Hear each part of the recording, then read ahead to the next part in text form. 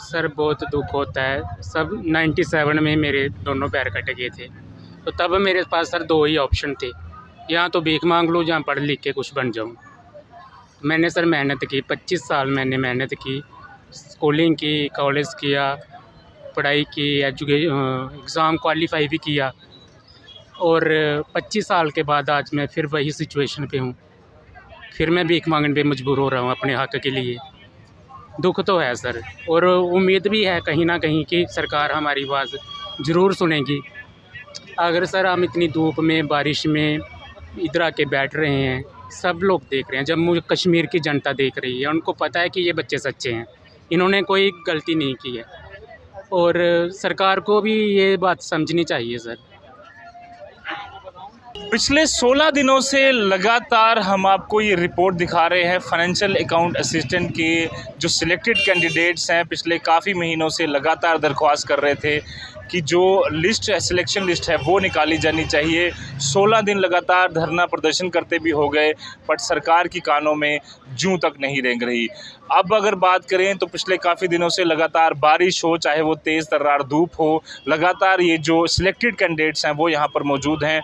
और सभी लोग जो सुबह घर से निकलते हैं, इन्होंने जब ऑफिस जाना था, बट उससे पहले यहाँ पर इनको एक धरना प्रदर्शन करने पर मजबूर जो है वो जम्मू कश्मीर की सरकार कर रही है। कारण एक ही कहा जा रहा है कि FAA में भी इंक्वायरी जो है वो हो रही है, बट वो इंक्वायरी कहाँ तक पहुँची है, किस स्टेज तक पहुँची है, इनको कब तक उसका रिज़ल्ट मिल जाएगा, क्या ये पूरा प्रोसेस कब कंप्लीट होगा, इस पर सरकार ने अभी तक कोई भी ऑफिशियल जानकारी जो है वो साझा नहीं की है। जिसकी वजह से अब ये जो कैंडिडेट्स हैं, जो मेरिटोरियस सिलेक्टेड कैंडिडेट्स हैं, वो मांग कर रहे हैं कि 1 अगस्त को तक अगर ये फैसला नहीं आता है तो ये दिल्ली जाने का आह्वान जो है वो कर रहे हैं। और इसीलिए सभी लोग छाता लेकर इतनी कड़ाके की धूप में, इस गर्मी में, इस धूप में यहाँ पर बैठे हुए हैं। इनसे बातचीत करने की कोशिश भी करेंगे। दिल्ली चलो के नारे के साथ अब काफ़ी दिनों से लगातार आप लोग यहाँ धरना प्रदर्शन भी दे रहे थे। दिल्ली चलो का आप नारा आपने लगाया है, आपको लगता है कि सरकार को भी अभी तक जो है वो आपकी जो बात है वो सुन लेनी चाहिए? सर, अगर सरकार ने हमारी बात अब तक सुन ली होती, या किसी ने भी हमारी बात सुनी होती, तो कोई ना कोई नोटिफिकेशन आता, कोई ना कोई हमें क्लैरिफिकेशन दी जाती। लेकिन हम 16 दिनों से यहाँ पे बैठे हुए हैं, चाहे बारिश हो, धूप हो, लोग बेहोश हो रहे हैं, लेकिन सर किसी ने भी ध्यान नहीं दिया। इसलिए हमें ये स्टेप उठाना पड़ रहा है कि हम आने वाले कुछ दिनों के बाद जो है हम दिल्ली जाएंगे, क्योंकि हमारी आवाज़ यहाँ पे किसी ने अगर सुनी भी है, लेकिन हमें अभी तक किसी ने कोई आश्वासन नहीं दिया, कोई हमें क्लैरिफिकेशन नहीं दी गई।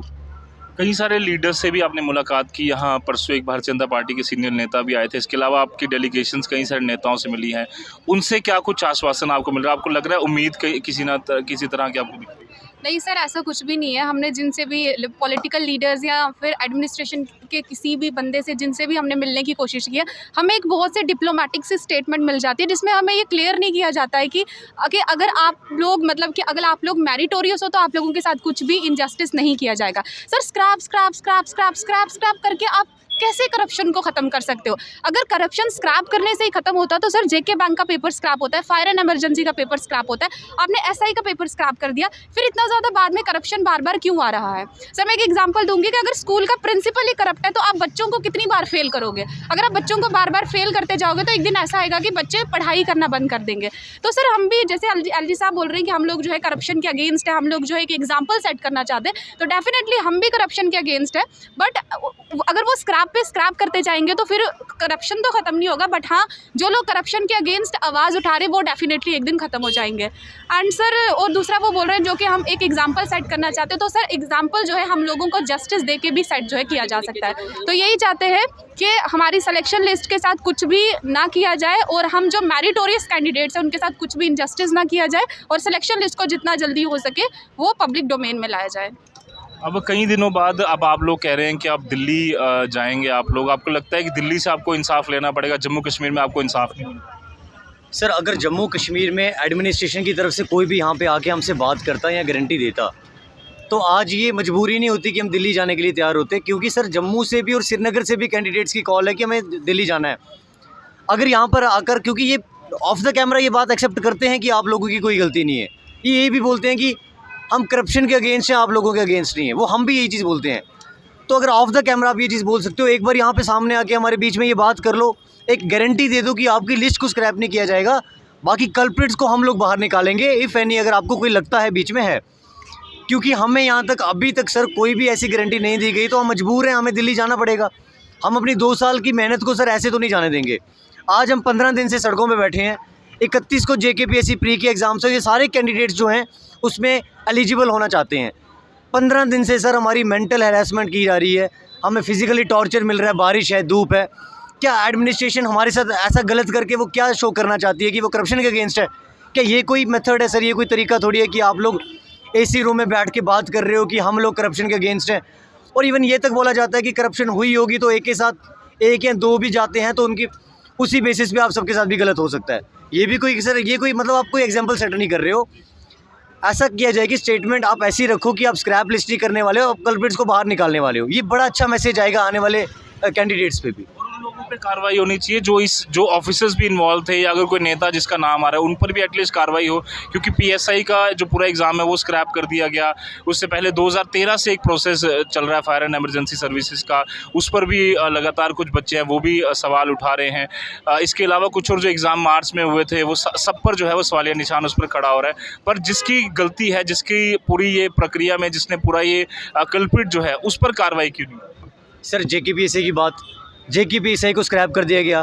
बीच में बहुत सारे हमारे अपने कैंडिडेट्स हैं जो सिलेक्टेड थे, इन्होंने वहाँ पे भी कोऑपरेट करा, लेकिन आप भी सर मीडिया के थ्रू अभी तक हमें कोई भी ऐसा एलिमेंट नहीं मिला कि वो बाहर आया हो। एक भी कल्प्रिट अभी तक बाहर नहीं आया है। तो क्या गारंटी है कि लोग बाहर आएंगे बाद में? और आप बोल रहे हो सर, देखो जैसे जम्मू एंड कश्मीर में पहले से चीज़ें चलती आ रही हैं, स्कैम्स, स्क्रैप्स, ये चीज़ें स्टार्टिंग से थी। अभी उम्मीद है, आप जो ये सरकार है इस टाइम, हमें उम्मीदें हैं कि अब नहीं होने वाला ऐसा, क्योंकि फास्ट ट्रैक बोला गया है। लेकिन अगर बार बार स्क्रैप किया जा रहा है तो सर कोई गारंटी नहीं है कि आने वाले एग्ज़ाम्स भी बिल्कुल फेयर होंगे। जो लोग आज यहाँ पे नहीं बैठे, जो लाइब्रेरीज़ में बैठे हैं, जो लोग घरों में तैयारी कर रहे हैं, उनके ऊपर भी नेगेटिव मैसेज आएगा कि क्या फ़ायदा तैयारी करने का, क्या पता हमारी लिस्ट भी स्क्रैप कर दी जाए। कई सारे बच्चे हैं जिनका शायद जो अभी एग्ज़ाम भी आने वाला है JKPSC का, वो भी तैयारी कर रहे होंगे। कई सारे इसमें बच्चे होंगे, 31 को शायद उसका एग्ज़ाम है, उसके लिए भी होंगे, और सभी को यहाँ पर मजबूरन बैठना। डेफिनेटली सर, बच्चे मतलब कि यहाँ पे सर जितने भी कैंडिडेट्स हैं, नो डाउट कि वो मैरिटोरियस कैंडिडेट है, अपनी मेहनत से जो है पेपर एग्जाम क्वालिफाई करके जो है फिर यहाँ पे बैठना पड़ रहा है, just because the incapability of our administration. And sir एक और बात मैं कहूँगी कि हमारे ऊपर जो सबसे पहले इल्ज़ाम लगाया गया था वो ये लगाया गया था कि अगर JKPSI और FA एग्ज़ाम को कंडक्ट करवाने वाली एजेंसी सेम थी, तो इसीलिए अगर उसमें जो है कुछ ना कुछ पाया गया है, कुछ स्कैम पाया गया, तो शायद इसमें भी स्कैम होगा। तो सर अभी कुछ रिक्रूटमेंट फिर से JKSSB को दी गई है, 700 समथिंग रिक्रूटमेंट दी गई है, तो सर वो किस बेसिस पे दी जा रही है? फिर इसका मतलब तो यही है ना कि मतलब कि वो जो करप्शन वहाँ पे चल रहा था, जो उन कंपनीज में करप्शन है, उन पे किसी ने भी क्वेश्चन नहीं उठाया, तो वो अभी हम लोगों के साथ इनजस्टिस करेंगे। और अब हमें बोला जा रहा है कि और फॉर्म्स फिल करो, हम और फॉर्म्स फिल करेंगे, तो सर क्या इनके पास क्या प्रूफ है कि आगे जो है ये उसको स्क्रैप नहीं करेंगे, उसमें जो है करप्शन नहीं किया जाएगा? साफ तौर पर यहाँ पर आप देख सकते हैं सभी कैंडिडेट्स जो मेरिटोरियस है, जिन्होंने मेहनत की, यहाँ पर भी आप देख सकते हैं दिव्यांग हैं ये, और पिछले काफ़ी दिनों से लगातार यहाँ पर बैठे हैं। काफ़ी दिनों से लगातार आप लोग बैठे हो, उम्मीद होती है सरकार से कि आपकी जो आवाज़ है वो सुनी जाएगी। अब बाकी परेशानियों के बावजूद आपने एग्ज़ाम क्लियर किया, बट आज यहाँ पर आपको बैठना पड़ रहा है। कितना दुख होता है, कितना आपको लगता है कि नहीं, सरकार पर विश्वास जो है पूरी तरह से ख़त्म हो रहा है? सर बहुत दुख होता है। सब 97 में मेरे दोनों पैर कटे गए थे, तो तब मेरे पास सर 2 ही ऑप्शन थे, या तो भीख मांग लूँ या पढ़ लिख के कुछ बन जाऊँ। मैंने सर मेहनत की, 25 साल मैंने मेहनत की, स्कूलिंग की, कॉलेज किया, पढ़ाई की, एग्ज़ाम क्वालिफाई भी किया, और 25 साल के बाद आज मैं फिर वही सिचुएशन पे हूँ। फिर मैं भीख मांगने पे मजबूर हो रहा हूँ अपने हक़ के लिए। दुख तो है सर, और उम्मीद भी है कहीं ना कहीं कि सरकार हमारी आवाज़ ज़रूर सुनेगी। अगर सर हम इतनी धूप में, बारिश में इधर आके बैठ रहे हैं, सब लोग देख रहे हैं, जम्मू कश्मीर की जनता देख रही है, उनको पता है कि ये बच्चे सच्चे हैं, इन्होंने कोई गलती नहीं की है, और सरकार को भी ये बात समझनी चाहिए सर। 972 मेरिटोरियस कैंडिडेट्स, स्टूडेंट जो सिलेक्टेड हैं, ना सिर्फ उनका सवाल है, बट उनके पूरे परिवारों का सवाल है, जिनके अंदर ये एक भावना जग चुकी है कि सरकार शायद हमारे लिए कोई भी बात जो है वो नहीं सुनती। सरकार को आज आगे बढ़कर ये एक विश्वास जो है वो जताना चाहिए इन सभी कैंडिडेट्स को, और साथ ही साथ जो आगे आने वाले जितने भी जो गवर्नमेंट एग्ज़ाम देना चाहते हैं, जो अच्छा पढ़ लिख कर जो है वो अपना फ्यूचर बनाना चाहते हैं, जम्मू कश्मीर की सरकार में सर्व करना चाहते हैं, उनको किस तरह से कि हम एग्जाम्पल जो है वो सेट करने जा रहे हैं। अगर एक बार फिर से एग्ज़ाम स्क्रैप होता है और कोई भी कल्प्रिट नहीं पकड़ा जाता और एक बार फिर से वही सारा प्रोसेस रिपीट होता है, तो बार वही कार्रवाई करने के बाद सरकार क्या जस्टिफाई करना चाहती है। आज ये सभी कैंडिडेट जो हैं मांग करते हैं कि जल्द से जल्द सिलेक्शन लिस्ट निकले, और अगर 31 जुलाई से पहले सिलेक्टेड लिस्ट नहीं निकलती है तो 1 अगस्त को इन सब ने दिल्ली जाने का आह्वान किया है और केंद्र सरकार के मंत्रियों से मुलाकात कर ये कहेंगे कि सिलेक्शन लिस्ट निकालिए और इनके साथ इंसाफ कीजिए। अपनी राय कमेंट बॉक्स में ज़रूर दर्ज कराएं। फिलहाल के लिए मुझे मेरे कहना पसंद साहिल शर्मा को दीजिए इजाज़त। धन्यवाद।